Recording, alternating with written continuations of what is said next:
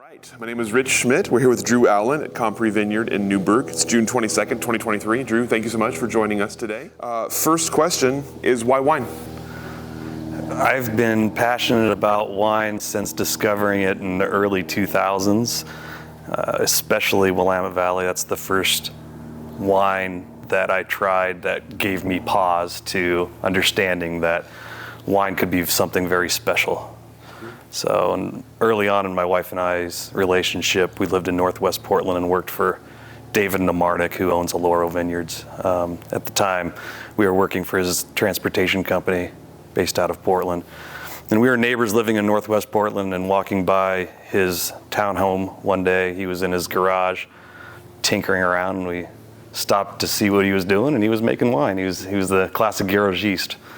And we tasted some of his Willamette Valley Pinots the first time I had tried it, and instantly fell in love with it. And then it just was a next 20 years of a deep dive into all things Willamette Valley Pinot Noir. So before we pick it up there, let's talk about kind of life before that. So where were you born and raised, and what was sort of life like before wine? Born in Portland, Oregon. Raised primarily in Oregon, moved around a little bit. Lived in Central Washington for a short period of time. Northern Ohio for a little bit, but primarily in Oregon. Before wine, I was in trucking. My wife and I met in transportation. We started a transportation company together in 2006. Sold it to our employees in 2017, and had retired for about 3 years before apparently that wasn't exciting enough. So the winery became available to us through kind of a series of serendipitous events, and I felt as if the universe was telling us that our next calling was in wine. So tell me about that. Let's talk about the first business before we talk about wine. I'm curious about starting a trucking business or transportation business and building it to that point of sale. What prompted you to go that direction? Well, my dad was a truck driver, so trucking was always in my life. After high school, I didn't have a clear path as to what I was going to do. Throughout high school, I'd been working in the trucking industry in various aspects. And so as opposed to wasting more time and money at school and classes I wasn't attending, decided to just work. So I started working for some trucking companies. Early on, like I said, from about 14 years old on, working for trucking companies, and then in 1999 decided that the asset side of the trucking world wasn't for me. It had a very hard ceiling. Once you loaded the amount of trucks that you had, that the work was done. There wasn't much to go beyond that, and my personality wasn't conducive to having a hard ceiling. I needed to have limitless potential and opportunities, and so the non-asset side or the brokerage or logistics side was my next kind of natural path, which is when I started working for David Namarnik in 1999, and then 2006 decided that with my wife having come on board at the same company, and with her assistance and help and guidance and tutelage, able to really grow the business and understand that we could do it ourselves. And so then we did that in 2006. How'd the two of you meet? At work. Yeah, she was hired at the same company I was working at in 2002 as the receptionist. I was smitten with her from the beginning, and convinced her that we should start dating, and then somehow convinced the powers that be at the company to let her work with me as my assistant. So, yeah, we've only known each other through working together, so which has been helpful going into this endeavor. I think if you're a husband and wife in a small team doing something, I think it was also important in our transportation logistics career together in that company, but certainly in wine. I would say it's significantly more challenging in the wine business than it was in the transportation logistics business, for me anyway. For that business, what were sort of the highlights for you, or the big goals achieved in the transportation business? I think starting our own company from scratch, that was big for me. Certainly not able to do that without Erin.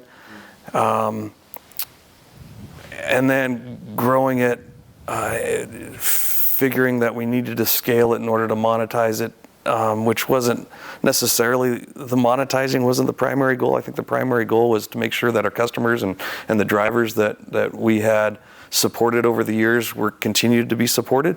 And the only way that happens is to scale and to find an avenue for sale. So we did that, and then when it came time to sell, we converted to an ESOP, an employee stock option purchase, and sold it to our employees, which felt really good. So that was another milestone, I think, in my wife and I's career, was the opportunity to set 24 younger people up for, kind of retirement / an opportunity towards wealth. So you mentioned your introduction to Oregon wine and Pinot Noir. Tell me about, from that initial kind of discovery, how you went about exploring and educating. Yeah, so the first stop was Liner and Elson in Northwest Portland, because it was the closest wine shop, and it was Bob, the owner at the time, really giving us the education and taking us through some of these cult wines that, I don't know that I appreciated as much then as I do now. I probably would have purchased more inventory had I known. But yeah, it was, him taking us through some of the early kind of cult wines, and, the Camerons and the Thomases of the worlds, and, Beaufrere was an early one for us as well. And then we ventured into some of the old world stuff as well. He really educated us about Burgundian wines as well. But we were so close to wine country and appreciated the Oregon Pinots quite a bit. That was our opportunity then, was to educate ourselves. Where are they coming from? Who's making them? And so we'd start coming to the Willamette Valley and visit the wineries and meet the people. And it was, just the characters, the camaraderie, all the things that you hear about the industry seemingly being true. What was specifically exciting about Pinot Noir, especially as you started to discover other wines? I think the nuance of Pinot, the opportunity for it to be something completely different, dependent upon site, dependent upon vintage, dependent upon winemaking style. There's so many different ways that you can. There's so many opportunities that Pinot expresses itself in a different way that I just wasn't necessarily finding in some of the other varietals that I was trying. So you mentioned coming into the valley and starting to meet some of the characters. Who were some of the sort of memorable meetings for you in those days? Jim Prosser at J.K. Carrier. What a fantastic character! You never knew what he was going to say, and it was always interesting.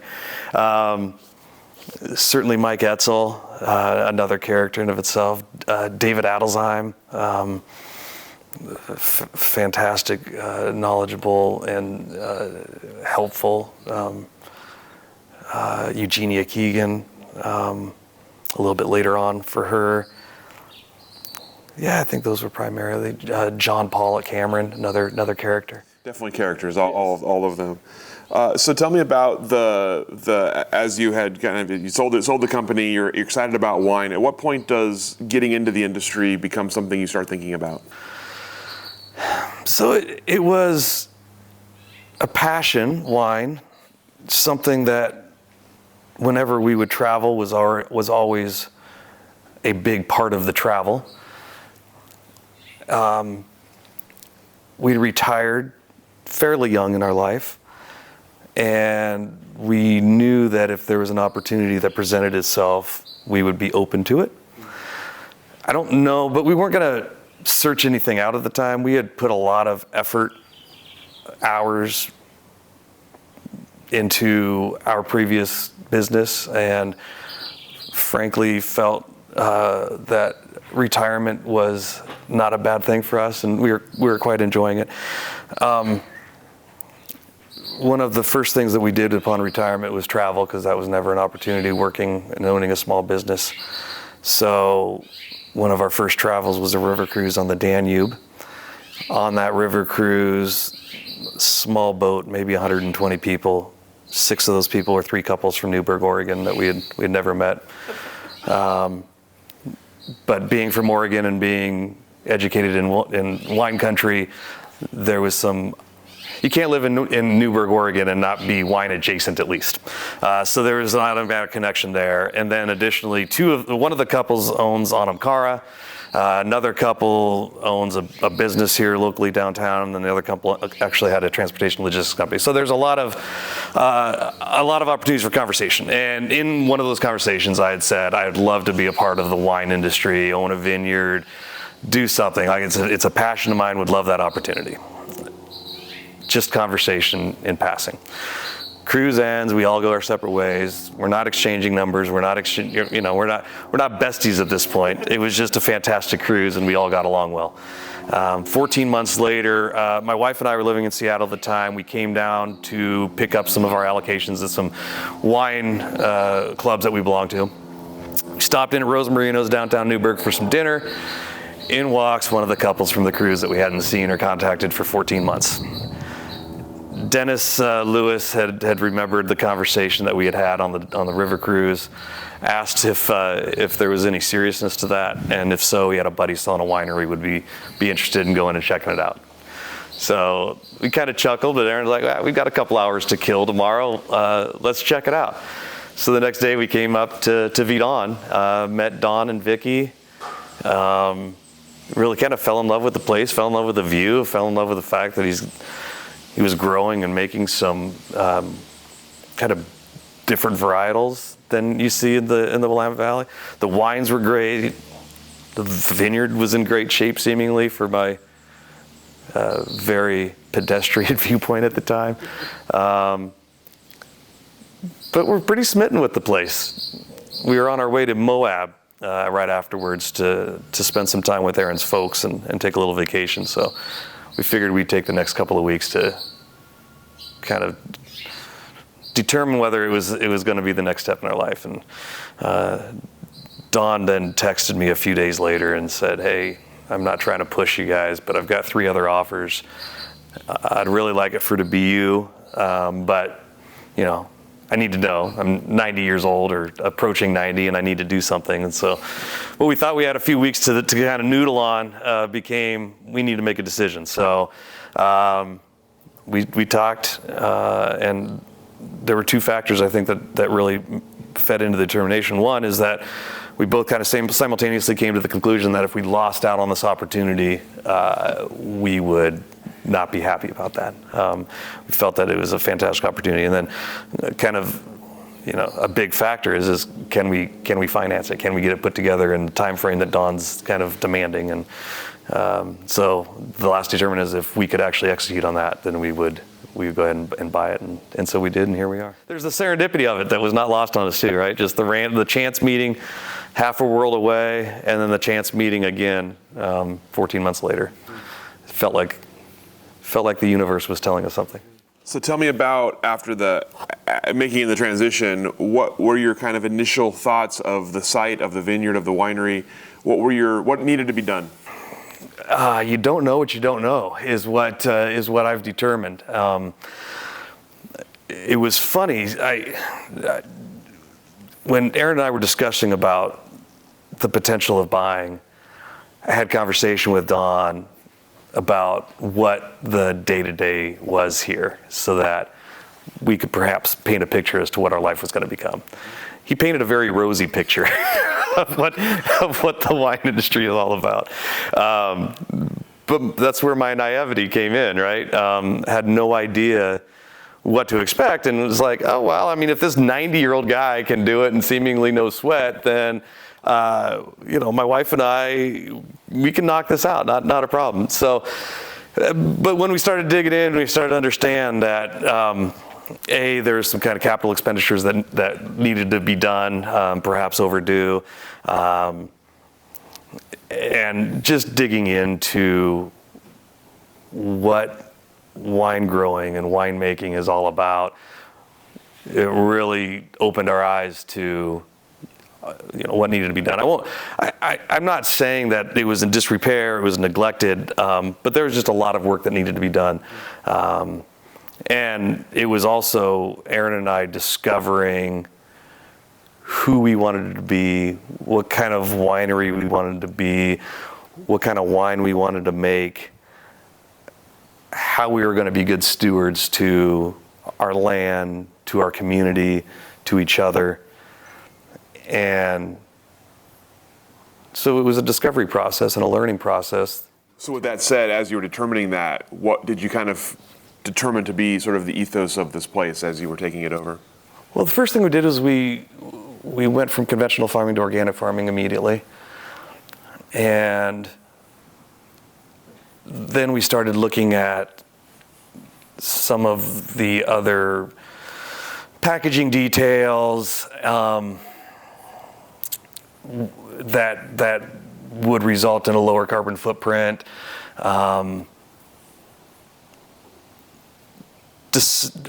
Discovering what our fruit was, what our land was able to produce.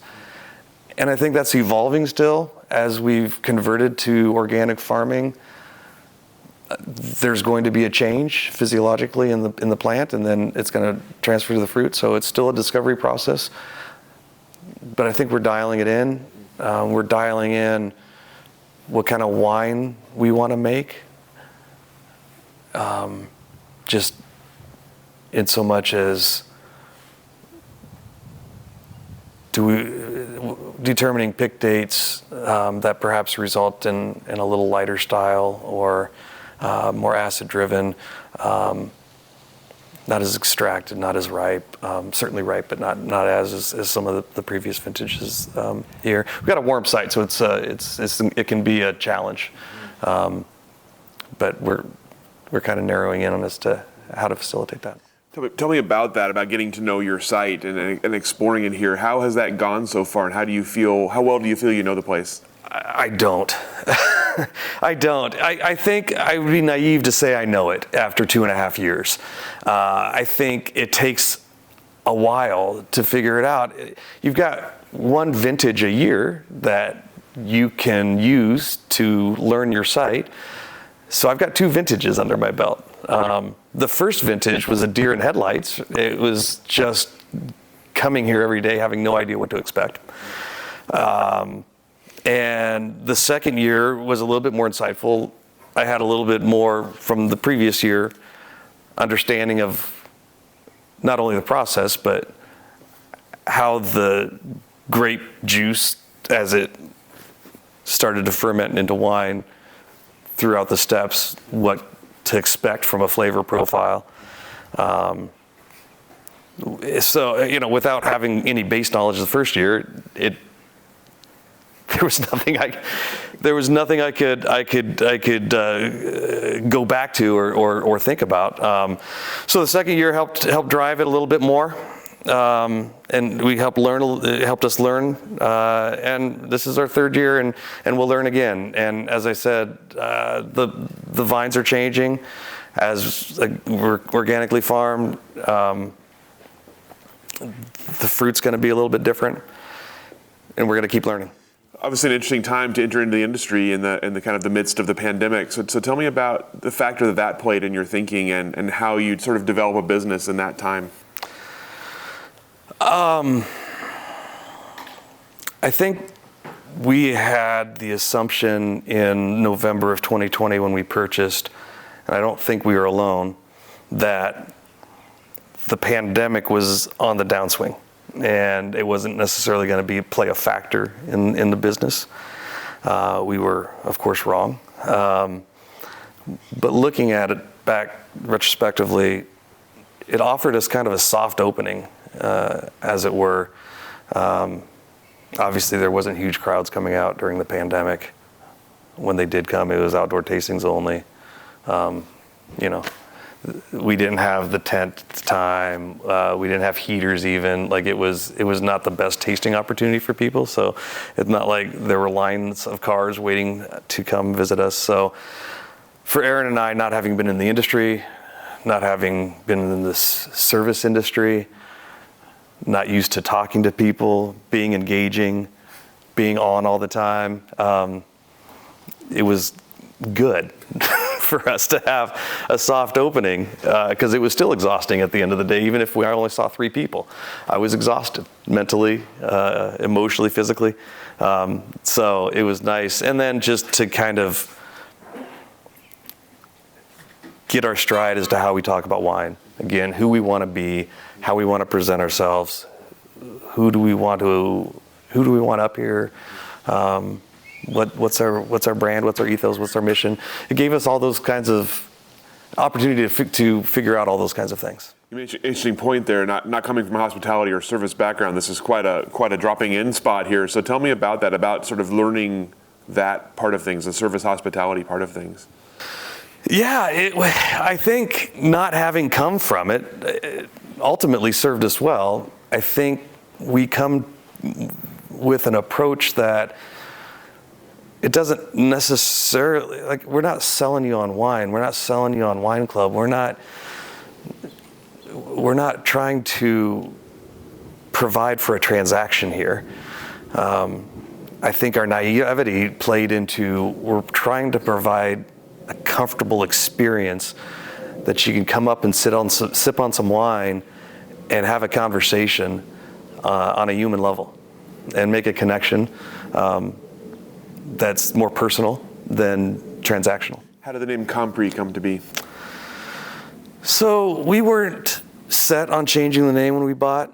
In fact, we kept with Vidon for the first year and a half. People would often ask what Vidon meant. Vicky and Don were the previous owners. It's a conglomeration of their names. So it would lead us into stories about Vicky and Don, which is fantastic. I love Vicky and Don. They're wonderful people. They're friends. They've helped us bottle every bottling since we've started. Don came up and set some vole traps and some gopher traps the other day. So, I love them to death. I love Vicky to death, but we're not Vicky and Don. And our mission and goal isn't to talk about Vicky and Don, it's to talk about us being a place of inclusivity where everybody is welcome. Everyone should feel safe. No matter where you're at in your wine journey, you're welcome here. And Compris is French for both understood as well as included, which fits that ethos and fits our mission. And so it was also not trademarked, which was helpful. Because as you see, a lot of places in the valley is a conglomeration of a couple people's names because everything's trademarked. So, it fit. And we're trying to make a French style, an old world style, a Burgundian style of wine. So it fit there. It seemed like the perfect name. You talked about one of the interesting parts of the vineyard here is having some kind of unique varietals. So tell us about, outside of Pinot, what else is growing here and what kind of you're excited about doing with it? We've got Syrah that was planted in 2010. We've got Tempranillo that was planted in 2011. The Syrah was planted with some Viognier as well, so we can make a Côte Rôtie style, co-fermented and blended with that. I'm extremely excited about the Syrah. Our first couple of vintages are fantastic, and the previous vintages, Syrah, I think a cool climate Syrah is fantastic.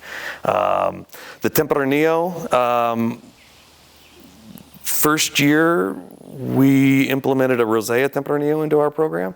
Not that the full-bodied Tempranillo was bad, but we wanted to make a rosé, and no one else was doing a rosé Tempranillo that I knew of at the time. I've since come to find out that Patty Green is doing one starting the same vintage as ours in 2021. But that's fantastic. It's a wonderful, savory, year-round rosé that it goes with anything from summer picnic to a turkey dinner. So that's cool. I like that. We planted Gamay. Was our first planting of something unique. I'm looking forward to that coming online probably next year.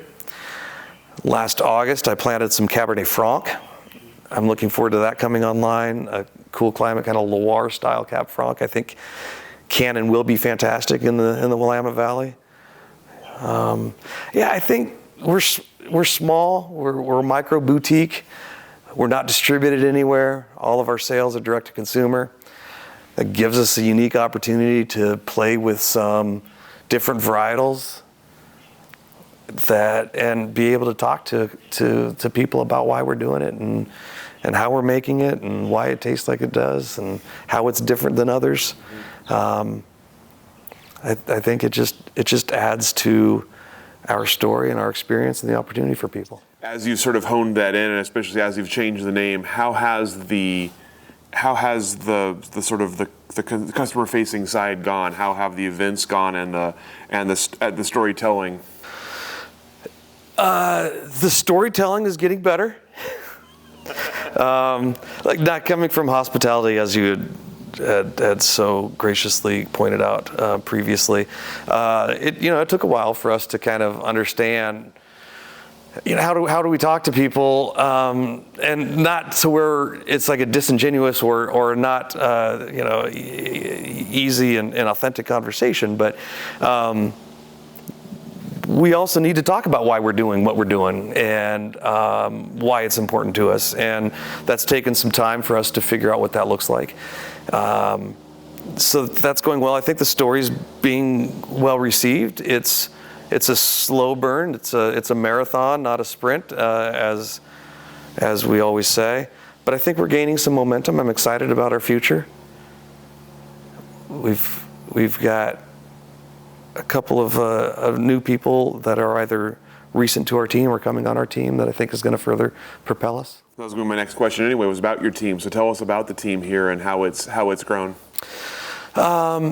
So we've currently got Ryan Faddis, who started with us a couple months ago, to take over the sales and marketing aspect of it. He comes to us from a almost 8-year career at Beaufrere, doing everything from just working his way up from tastings all the way to, I think he was the national sales by the time he left and started with us. So he's fantastic for us. Currently, David Bellows is our winemaker. He was the winemaker for Dawn previously.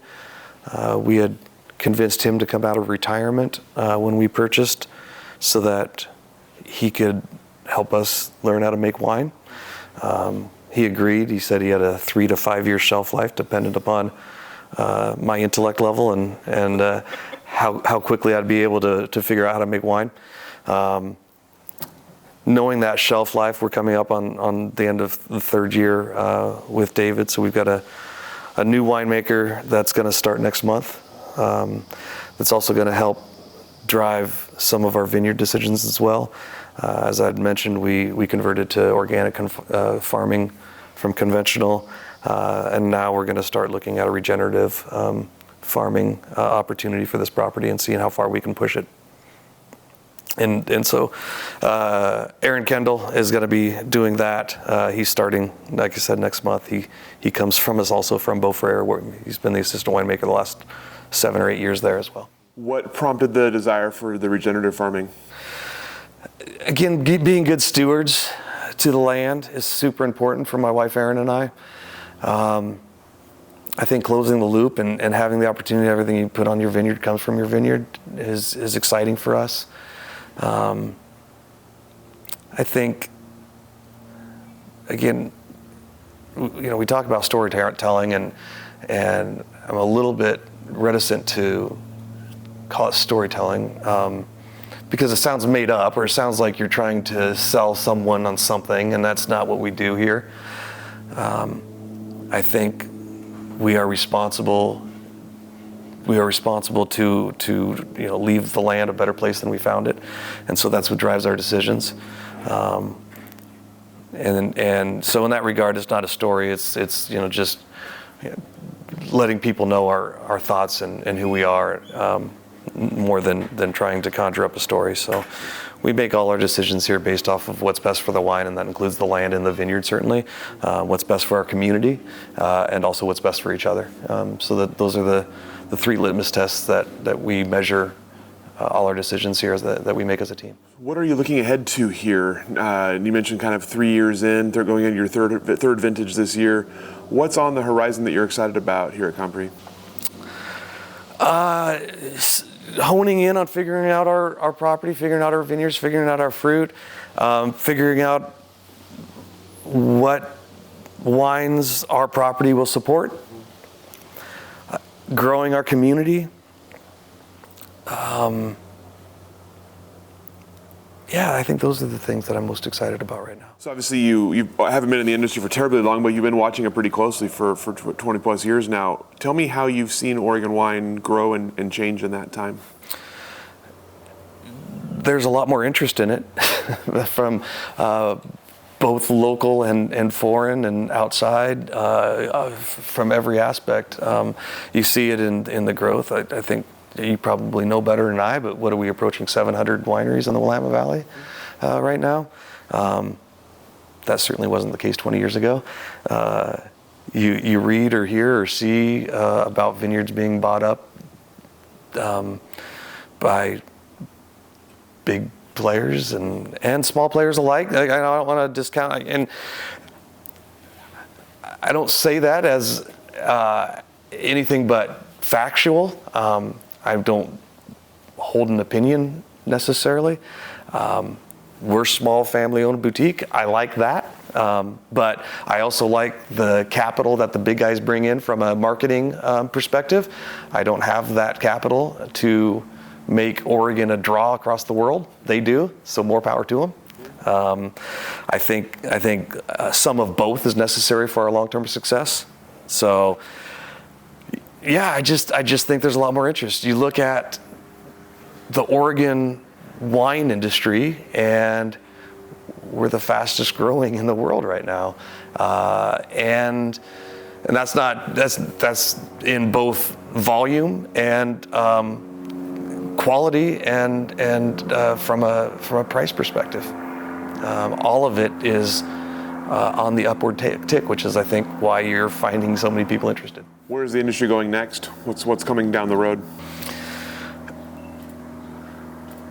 I think the immediate term is more people knowing about the Willamette Valley. I still think we're a fledgling industry in a fledgling region. I talk to people almost weekly that come up here from the East Coast or the Midwest that express to me that they only heard about Oregon, Willamette Valley, Pinot Noirs recently. So I think there's still a lot to be done there. Again, both nationally and internationally. So, and I think that's coming. I mean, Pinot Noir has been our roadmap to success. I think Chardonnay is now starting to come into its own. We're making phenomenal Chardonnays that are getting worldwide recognition. I think Bubbles is is not too far after Chardonnay to be recognized worldwide here.